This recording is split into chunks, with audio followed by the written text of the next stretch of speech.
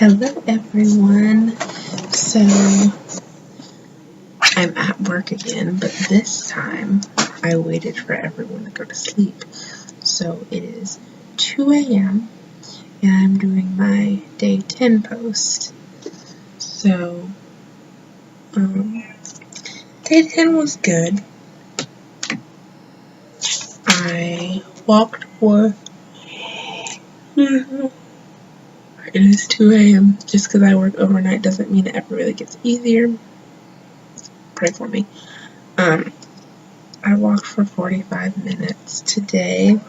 I hit all of my macros, ate about just under 1,600 calories, and I eat more based on how hungry I am. Like, I don't necessarily have a set amount of calories, so if I am still hungry, I'll eat up to really like 2,500, and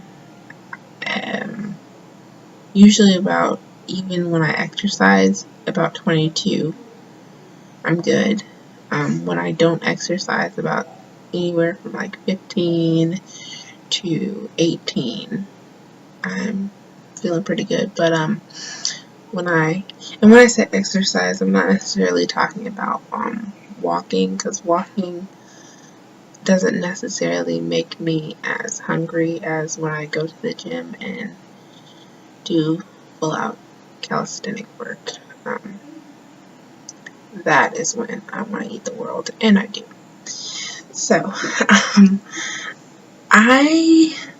yesterday, like I said, I ate 2,200 calories, and I wasn't feeling the best, and I was just really in a bad place, and I did emotionally eat, but I didn't eat anything that was necessarily bad for me, and I didn't eat anything that had added sugar, or that was really processed, so usually I eat 5 meals. I added a 6th meal, and it was, what was it?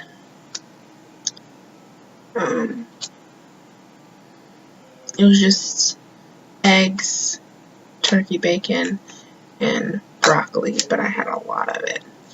And so it wasn't anything bad. I just don't think that I was really eating because I was hungry as much as I was eating because I was just like, ugh. But baby steps. At least I didn't pay out on like gummy bears and crackers and peanut butter, because in my larger days, those items with a side of Taco Bell would have been in my mouth. So, good things. So this is the day 10 video. What I've noticed, because I weighed myself day 10, just to check and see where I was after I ate the world. Granted, I don't try to weigh myself like too much, but like things after that, I try to like get myself back together real quick, and this scale helps me with that. Now, when you start to weigh too much, sometimes it takes a psychological toll on you, and if that's the case, I do not recommend weighing more than once a week. For me, I've kind of gotten past that point because I've had so many ups and downs. I'm just like, it is what it is. That's fine. I accept it for what it is. So what I've noticed is that since I've been doing this the past 10 days, I can kind of eat whatever I want. As far as like eating more or less go. So not necessarily that I can, well, I mean, really, as long as I'm not eating the processed sugary food, I can eat as much as I kind of want. So anywhere between those 15 and 2,500 calories, I eat it. And depending on how I feel, I eat more or less, and that's been working really well. I'm not going to say how much more I lost, but y'all, this is crazy. I lost more weight, and it's not like a fraction. Like, I'm not going to say, but I'm very excited because I've never lost weight so easily.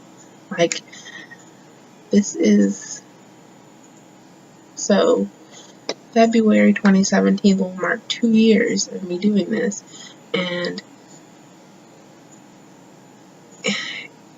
in this, what is it, like a year and a half now? Yeah, it's exactly 6 months from then. So in this year and a half, this is the least effort that I have really put into, like, focusing on losing weight, because honestly, it's just easy. Like, as long as I don't get it off of the shelf, like, I can make it at my house and use raw honey or 100% maple syrup, and I'm still getting sugar, but it's from natural sources. And I guess my body's like, what is this? Because I just keep dropping.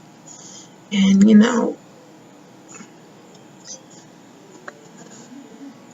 it's hard to express this and explain this to people because in our society we glorify quick fixes and we glorify things that are modernized or efficient. And so when I say I just lost blank amount of weight in 10 days, people are like, how? And then I say, well, I got the oatmeal. They're like, what kind of oatmeal? I got the plain oatmeal. I got the raw honey. I got the banana. I put them together. Boom, breakfast. They're like, there's an instant oatmeal, right? Okay, cool. So then they're like, well, what would you eat for dinner? I'm like, well, you have your chicken, you have your broccoli, your sweet potato. Okay, we're good on that. So then, what about snacks? What about, there's so many questions, and I get it. But the problem is, it's different for everyone, one. And two, a lot of times I'm not saying what you want to hear because it's not what you've been told. And people get mad because it's not what they've been doing. And that's cool, that's fine. I am not going to demonize protein powder, protein bars, all of these things that are highly processed. But right now I'm not eating them. And I did for the past year and a half. And honestly, the only real difference right now in what I've been doing is that I'm not having the protein bars and the protein powder, and I don't know what is in them, okay? Granted, I know a portion, I've read the ingredients, but half that stuff I don't know what it means. I don't know what half that stuff is. So yes, my body is, the simplest way I can put it is that my body trusts nature, right? And it clearly hasn't been trusting in these man-made food-like products. So now that I'm eating real food that comes from nature, I mean, I'm dropping.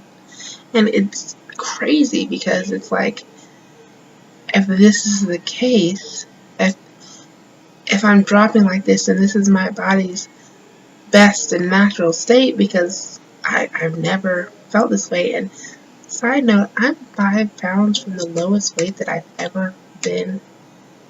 I mean, this is the lowest weight that I've ever been in my adult life. But the last weight that I remember was ballet when I was 10 or 11 that summer. And I remember the exact weight. And I am 5 pounds from that weight. Never been this small before. So it's like, I don't know. I have mixed feelings because on the one hand, it's like, this is already 10 minutes, so I'm just going to sum it up. I'm very emotional right now because it's hard to, one, admit that I might have been doing some things wrong, and two, that, at work, and two, that I was essentially living a lie for most of my life because people love to say, well, look at your family, look at your this, look at your that, you're just naturally fuller figured. And for a long time, I accepted that, I ate that up. I was like, yeah, I'm just fuller figured, I'm just big mom, blah, blah, blah, blah, blah. Clearly not. Clearly not. Because none of the workouts I have done in the past 10 days have been more than an hour and 15 minutes. One of the workouts I did last Saturday was an hour and 15 minutes with my godmom on Godby's track. The rest of the exercises have been 45 minutes long, and they have not been every day. So in the past 10 days, I might have worked out 5 times. Maybe.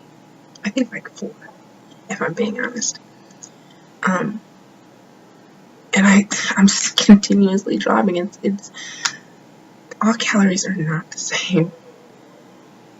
And we say that and we hear it, and we're like, yeah, all calories aren't the same. You have your potato chip, I'm going to have my protein powder.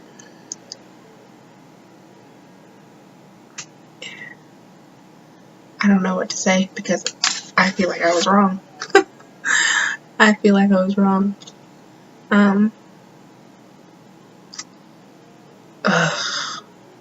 It sucks. Like, it feels good to finally be in this place, but it sucks. Because when I started this, I felt like I finally had the answer. Like,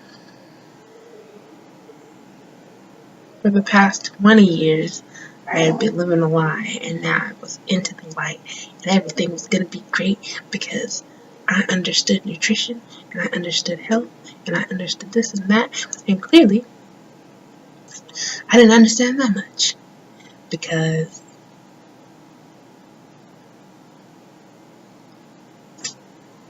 your body wants the best, and when you give it the best, it becomes, when you give your body the best foods and the best nutrients that it craves and it needs, you gotta transform into your ultimate form. And even like, I know this sounds crazy, but my sleeping is crazy with school, work, and like my honor society stuff, and then the Fit Fam stuff. Like my sleeping schedule is crazy, but this is gonna be a real long video. I'm sorry, but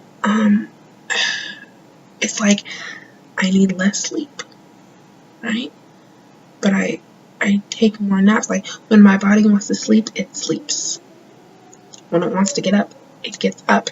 And it's like, I feel more rested in less time, if that makes sense. Like, I've never been a napper. My naps are 4 to 6 hours long. Like, people joke, like, that's not a nap. No. Like, I will take a 4 to 6 hour nap, go do whatever I have to do, and then I'll come back home and I will sleep the night away.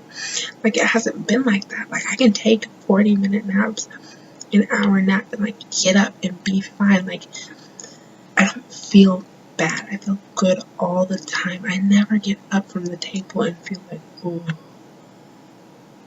it's a whole new world. I've never felt this good. On the flip side of that, physically, I've never felt this good. Oh, mentally, I am drained. Because, like I said on the first couple of videos, I'm abstaining from these 3 things: sugar, sex, and spirits, because they are what I've used in the past to cope with all of my life problems. And now without them, it's like every problem that I've ever had is at the forefront, and it is overwhelming. I mean, I talked a little bit about the loneliness, but even issues that I've had with my body and with myself, and like my self-esteem, because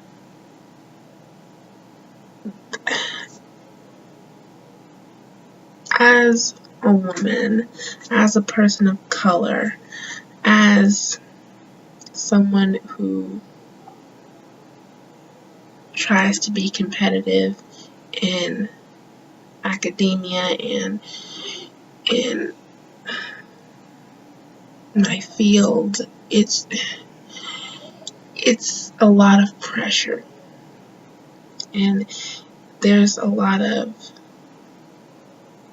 things that you can't really talk about with everyone, because not everyone is going to relate to that experience. And so, like, even today in my public administration class, there was a guy, he raised his hand, and he said that, I mean, this really hurt me, it broke my heart. He said that now, because of all this tension, that police officers are not wanting to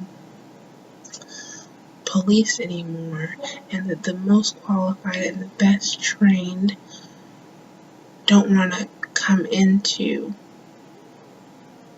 policing, and that as a result, now we're getting more and more unintelligent, unskilled, unqualified people wanting to be police officers.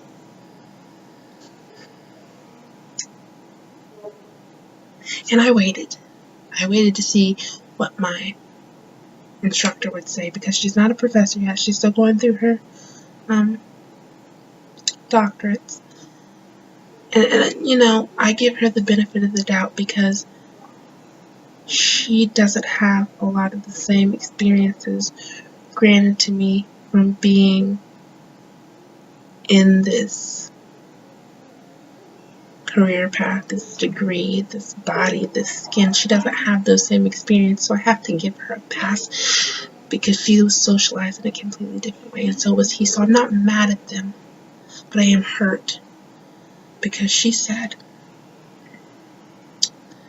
you have to understand that I don't have the skill set to be a police officer. I'm clumsy, I'm this, I'm that. And she kind of put it on her to say that she wasn't or would never be a skilled police officer. And she turned around and said, you know, if these people aren't going into that field and they have all these skills that I lack, then maybe they'll do something better for another field. It's sad though, because we all knew that person in high school that just kind of muffled around. It's sad that that person will now be on the task force, and that the academy will have to waste time and resources into that person.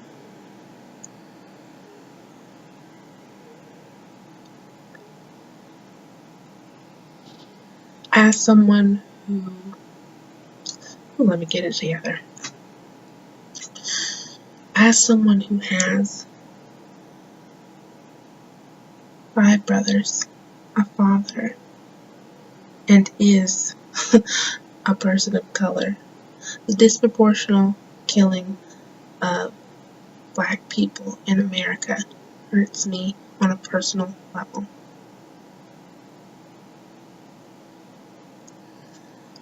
I cannot say how disappointed I am in the people who try and combat this truth with more violence and brutality against police. That's not the way to get it done. It's not the way.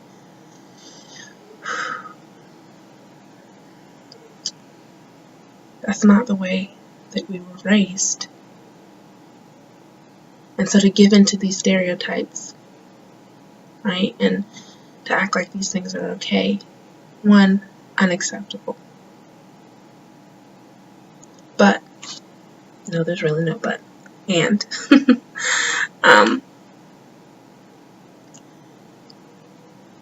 and knowing that I have a godfather who's a police officer, I grew up on a street in a neighborhood filled with police officers, right? I've had direct contact with these men and women, and they are phenomenal people.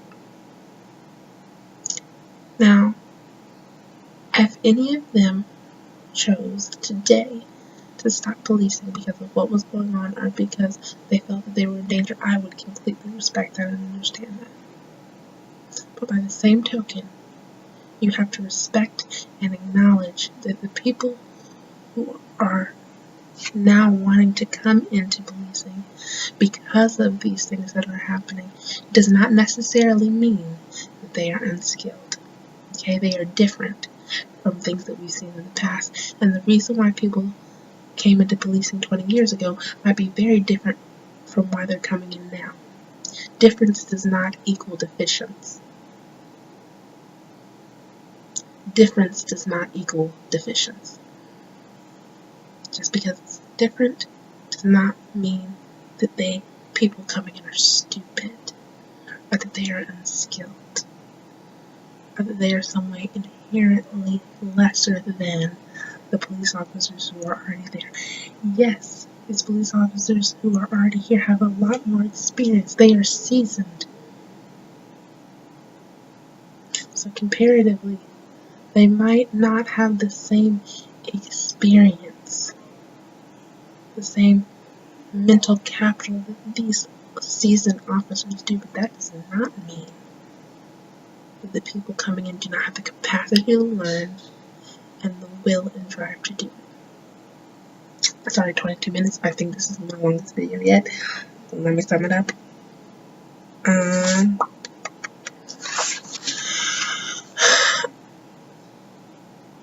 Glad I got that together. Whew. Emotional times. So I'm gonna go for 3 more minutes. It'll be 25 minutes. So on a lighter note, I started my Thanksgiving list. I'm so excited. When I decided to do these 90 days, I prayed about it long and hard, and I decided that I was willing to give up Thanksgiving and Christmas food for 1 year, just for this year, right? So 2016's Thanksgiving and Christmas were gonna suck, but for some reason I couldn't shake the feeling that I had to do this. That is not the case anymore. I am so happy because I woke up and these things just started coming in my mind, like all these different possibilities, because I can use 100% maple syrup or raw honey in these recipes instead of the processed sugars, instead of the the artificial sweeteners.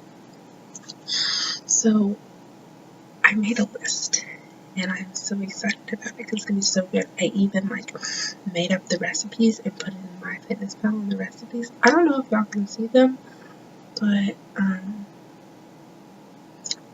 I probably won't give them until I made them myself because I'm so excited about them. Okay, I'll just tell you the list because I'm running out of time. I've got a pecan pie, spaghetti squash mac and cheese, baked mac and cheese, major key, green beans with onions, mashed sweet potatoes, fruit salad, and cauliflower stuffing. So all of these things are made with no artificial sweeteners, no processed sugars, and like the spaghetti squash, mac and cheese, and the cauliflower stuffing, they're going to be so much better for my stomach than this last year. last Thanksgiving, I was in so much pain. Like, words can't do. I have a very weak stomach, so